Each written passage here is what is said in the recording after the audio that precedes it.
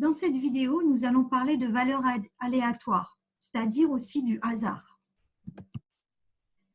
Alors, on veut parfois, dans des programmes, pouvoir générer une valeur au hasard, une valeur aléatoire. Ça peut être le cas dans un jeu et aussi dans tout programme où on doit utiliser des probabilités. Donc, un ordinateur peut générer des valeurs pseudo-aléatoires, pas vraiment aléatoires. Mais ce n'est pas le sujet de ce cours.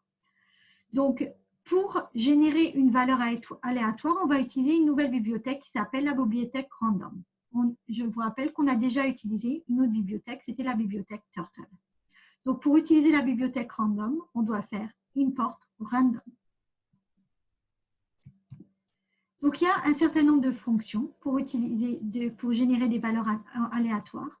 Il y a une fonction qui s'appelle randint, qui permet de générer un entier pseudo-aléatoire entre min et max inclus. Donc, on donne deux paramètres à la fonction pour avoir cette valeur. L'autre fonction, c'est random. La fonction random, parenthèse, parenthèse, qui, elle, permet de générer un réel pseudo-aléatoirement entre 0 et 1. Donc, ces deux fonctions sont différentes. Donc, allons voir à quoi ça ressemble dans un problème, une valeur aléatoire. Donc, on se trouve dans ce notebook et j'ai utilisé le code pour avoir une valeur aléatoire pour NB. Donc, import random. NB est un nombre aléatoire entre 1 et 6. Donc, c'est un entier. Donc, NB égale random.randint 1, 6. On a un nombre entre 1 et 6. Et ensuite, je l'imprime. Donc, on va l'exécuter. Je l'exécute une fois, j'obtiens 2. Je l'exécute une autre fois, j'obtiens 4. Je l'exécute une autre fois, j'obtiens 2 de nouveau. Et là, j'obtiens 2 encore. Donc, les valeurs sont générées de façon aléatoire. Vous voyez?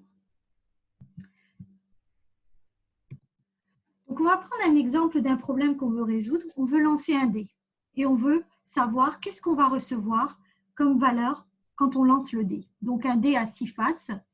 Donc, on peut avoir une valeur entre 1 et 6. Donc, on lance le dé, on regarde la face qui apparaît.